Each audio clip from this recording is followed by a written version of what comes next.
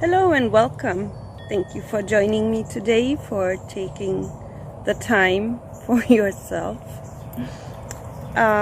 Today I wanted to talk about mindfulness, and this has been on my heart for a while because there seems to be a misconception in general that mindfulness comes from thinking about something or someone, thinking about something positive, and that mindfulness has to do with the mind, as the name applies. Mindfulness does not come from the mind. It has nothing to do with the mind being full, and it has nothing to do with being smart, or having degrees, or having learned a lot. That's not mindfulness. Mindfulness comes from the heart. Really, mindfulness means compassion and unconditional love towards self, and in the same respect towards others. Mindfulness has nothing to do with the mind. So I said this before. Our true essence is energy. Energy consciousness, if you so want. Our soul, spirit, source, creator, whatever you would like to refer to, the universe, the awareness. We are pure energy, pure awareness. Okay? And this physical, what we see as physical body, is a creation of that energy, consciousness, because in essence, the body is also energy. It's just that this energy is more compact, more dense, and so it feels solid. But it is still energy. Everything is energy.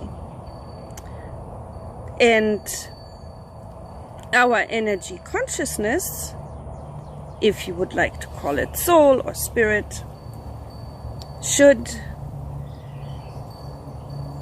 be in control, if you so want, of this physical body, and should be living through this physical body. I think that's a better way to put than control. Our energy consciousness should be living through this physical body. And what is happening for the most part is that the mind is in control, living this physical body, the physical bodies, if you so want. Now, the mind is not part of who we are. We are not our mind. The mind is part, as far as the energy consciousness that we are has created all of this. Okay? But the mind is not infinite. Our energy consciousness, our soul, spirit, whatever you would like to refer to, the universe is infinite. This physical body, the physical dense energy that we see on the external all around us, is not infinite. Okay? The body is not infinite. It's finite. It dies eventually. So does the mind, because the mind is part of this physical body. Okay? So the mind is also called the ego, because the mind is all about this physical body, because the mind is not infinite like our energy consciousness. The mind eventually dies with this physical body. and sometimes even before the physical body. The mind, and I said that before, is a very useful tool. It is a useful tool for this density, this body, to have experiences in the reality, the outside, the external that we created as energy consciousness. However, the mind is only focused on this physical. The mind, the function of the mind is to keep this physical body safe and to help this physical body function in this external world. Okay? But our mind has been so conditioned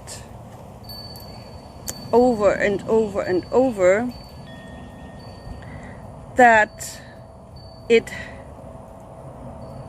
for a lot of bodies, has taken over the body and is running, if you so want, living this physical body, mainly by the mind. The mind does not feel. The mind cannot feel. The mind thinks. That's its purpose, to think. Okay? But the mind doesn't feel. So to call it mindfulness, when it comes really from the heart, because it's about love and compassion, is a paradox.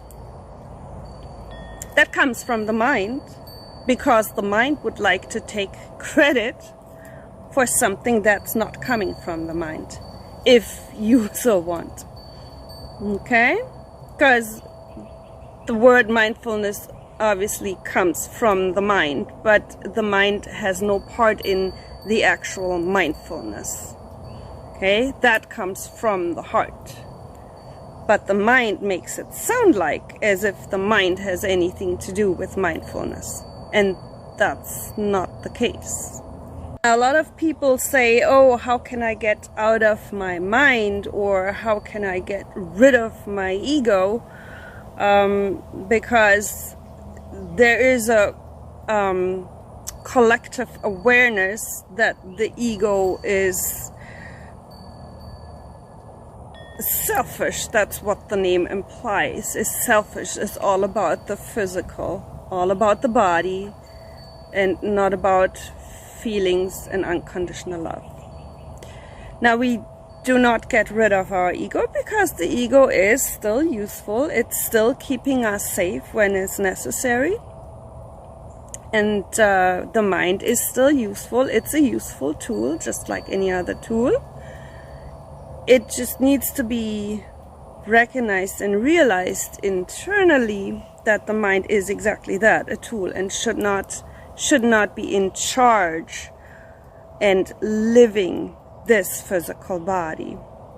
Okay? Our spirit, soul, consciousness, whatever you would like to call it, should be living through this physical body. Okay? Now, the mind, the ego, can be integrated, because we do not get rid of it. It's part of this physical body. And it can be integrated. It can be balanced out and harmonized so that heart and mind work together in balance. And once it is internalized and realized and recognized that we truly are not our mind, not our body, that we are this energy, consciousness, awareness, then the mind steps back, because then it is seen that the mind is not It's not us. It's just part of this, but the mind is not it. Okay, so that's ego integration, when the mind steps back and consciousness takes over. That sounds weird and it's not the right wording, but when consciousness basically overrides the mind of the physical body. And consciousness is not this. I know we say when we lose consciousness but that's not. Consciousness is energy, pure energy that comes in our energy. That's our essence. Okay, so that's how we can integrate the ego and work together in harmony with the mind and the heart. And it is balanced, and then we make decisions coming from the heart and not coming from the mind. Okay, and then this constant mind chatter will also stop once it is recognized and realized that the mind is not us. The mind is a tool and should be used as a tool and not seen as this is me, I am this, I am the mind. No. We are not our mind, we are not our physical body. Now, the mind is, as I said, has no feelings. So love, compassion, kindness, that doesn't come from the mind. The mind cannot feel. The mind thinks. That's its purpose, to think and to help this physical body function. And to keep it safe, to make sure it has to eat, if you so want, the basic things. And yes, we can do math with it, and we can do all kinds of things with the mind, but the mind cannot feel. And the mind is in its extremist, in the extremist cases, the mind is the ego. The mind is egocentric. The mind is about power, is about control, is about rules, is about controlling others, controlling the outside. Okay, so when I say the majority of bodies, beings, bodies that are in our external reality are operating through the mind, have a look out there and you see the control and the power that the mind wants to wield. Okay? So once we internalize and realize and recognize that we are not the mind, and the mind doesn't like that. That's why the mind brings up so many illusions and distractions, to keep us from going within and from recognizing the mind is not us. Many of us think that voice in the head, that is us. That's not, it's the mind. And the mind is picking up all kinds of things from the external. So that's not us either. Your thoughts are not yours. Your emotions are not yours. They're all part of this physical body. It's part of this experience, but it's not part of our true essence. Our true essence is energy. And yes, emotions are energy and thoughts are energy. So the overall view, perspective is everything is energy and everything is us. And we are all that is, and all that is us. Okay? But when we're in this physical body, it helps to recognize and realize that the mind has a different agenda than the heart. And like I said, the mind is about control, about power, about rules, about schedules, about criticizing, about judging. Okay? The mind is what creates duality in this external, in this outside world. Without the mind, there would be no duality, because the heart, our essence, our energy consciousness, the heart, is unconditional love. And unconditional love does not judge, does not want to wield power over anything or anyone. Okay? The heart is unconditional love. The heart is non-duality. And the mind creates the duality or the appearance of duality through the mind.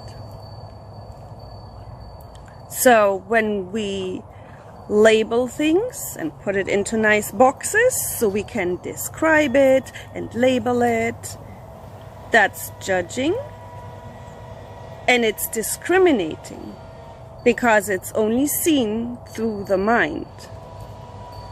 It is not seen as what it is, because that has to happen with the heart. The mind cannot comprehend this message, because the mind, part of this physical body, part of the physical, is finite, cannot comprehend infinity. That infinity that we are, our energy consciousness, is infinite, and the mind cannot comprehend this. That can only be recognized with the heart. And that's why the mind likes to try to keep us small, likes to make us think and feel that we have to achieve something, that we have to do something, that we have to be better. We're not good enough. We don't work enough. We don't work hard enough. We don't do enough. All that conditioning, limiting beliefs, and patterns of behavior that comes from the mind. Again, the mind does not feel. The mind can only think. Okay? And so in order to stay in control of this physical body, the mind comes up with all kinds of illusions and confusions to keep us busy from realizing what we truly are and how powerful we truly are. Okay? If you look at language, that also comes from the mind. Now, language in itself is very, very limiting to begin with, because it cannot even express all that is and all that is not. Okay? So the essence of what we truly are, energy consciousness, cannot be expressed through language, because the mind cannot comprehend it. But the mind likes to play games. We are one energy consciousness. That's why people always talk about the collective or the unity consciousness, or even Christ consciousness. There's one energy consciousness living through each and all bodies. The physical, the non-physical, the seen, the unseen, whatever you would like to refer to. It is one energy consciousness. And when we look at our language, we say someone. Okay? So that already refers to that there is only one consciousness. Someone. And we also say somebody. It's a body. A body is not what we truly are.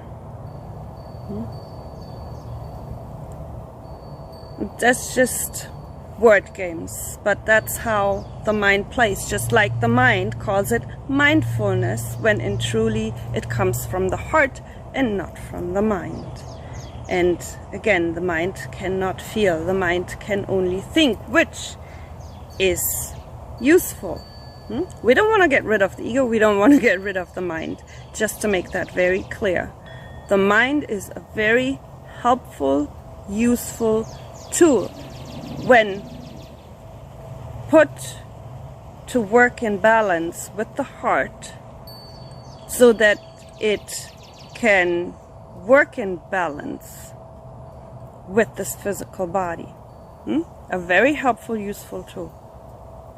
But it should not take over this physical body, because that's like running on autopilot. That's like being a robot, because the mind has no feelings, has no compassion. It does not comprehend what love is. It may say so, oh yeah.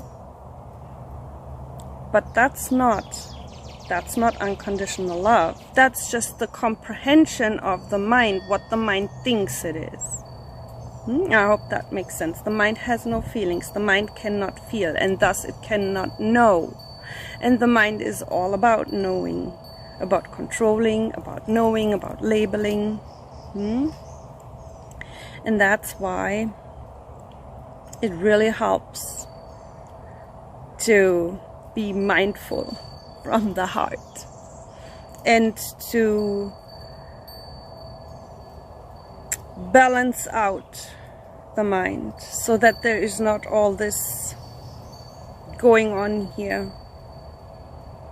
so that it really is a useful, helpful tool, okay, and not in control of this body, of any body.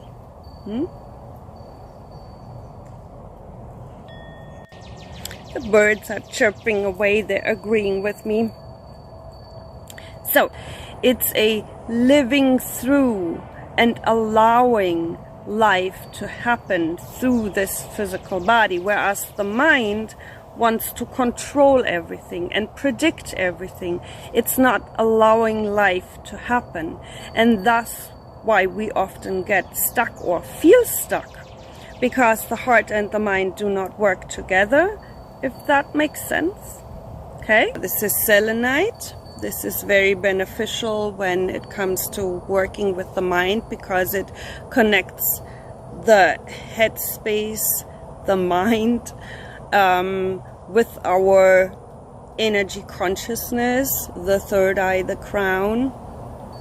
Selenite is very beneficial. Now, I would like to say something here, because in many of my videos I say we don't need any tools. We are our own healers. We are the creators of our reality. We don't need tools. Okay?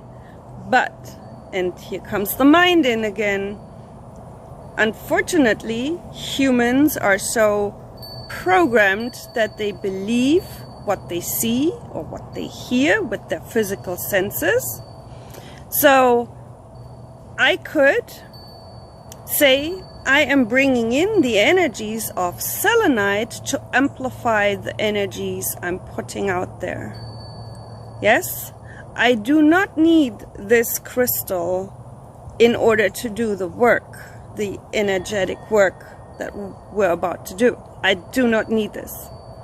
This is for who needs to see it. because I could literally just think of it. I don't even have to announce it. I could just feel for it, not necessarily think, but feel for it and bring in that energy of the crystal selenite. I don't need this. This is for any body who needs to see with their physical senses selenite. Okay? I hope that makes sense. I just wanted to explain this because I say so many times we don't need any tools, and we don't. But many bodies out there like to see. Okay? So, because every physical thing is a frequency, is an energy, is a frequency. And so we use certain things because they have beneficial frequencies for whatever we are doing, we want to use them for. And so again, I don't need to hold the selenite crystal in order to bring in the selenite frequency or energy to use it. I hope that makes sense. Collectively, and I say collectively, but truly we are all one energy. That's why people can tap in. That's why some people say they were in their past life, they were Cleopatra, and then you have 100 people say, in my past life I was Cleopatra, or Julius Caesar, or whatever, somebody famous from history. That's why you have more than one body feeling that they have been that in a past life, because we are all connected. We are all that one consciousness that had the experience of living a specific life, a specific body, a specific person identity. Okay, and then that is in, of course, that awareness. So people who are very sensitive, they can tap into that, and then they can feel that. And if they are not aware, if they come through with their mind, then the mind will tell them, oh yeah, that was your past life. I hope that makes sense. Again, the mind. If there was no mind, there was no duality. Once you recognize, internalize, recognize and realize that you are that awareness that is all that is, spirit, source, universe, whatever you would like to call it. Once you recognize that internally, the mind steps back and you will be able to see heaven on earth, because that is a frequency that the mind cannot see, because the mind is not eternal. I hope that makes sense. And as long as a body, the physical body, is operating from the mind, they only see duality out there. They cannot see heaven on earth because they are on a different frequency, the frequency of where the mind projects the duality. Because time does not exist. Time is a construct of the mind to keep control, to keep tabs. Okay? Time does not exist. Time is a construct of the mind. Again, this message cannot be understood by the mind, because the mind is finite and the mind cannot comprehend infinity or how this works. The mind always wants to know how this works, and makes us believe, makes us think the more we know, the better we are. No. Okay? It all comes from the heart. And if we stay heart-centered, and if we live from our heart, our actions, our words, everything comes from our heart, then our true light, essence, spirit, soul can come through and live through this physical body. I hope that makes sense. Again, if you have any questions, please leave a comment, leave a message. I'll be happy to go into more detail if there's anything unclear, but again, the message cannot be understood or heard or seen by the mind. Okay, it takes the heart to recognize and realize this. So I want to thank you for taking the space and time to be here, to join me today. And I would like to send a big appreciation out there for everybody who has been, I don't want to say following me, I would like to send a big appreciation out there for everybody who has been accompanying me so far on this journey.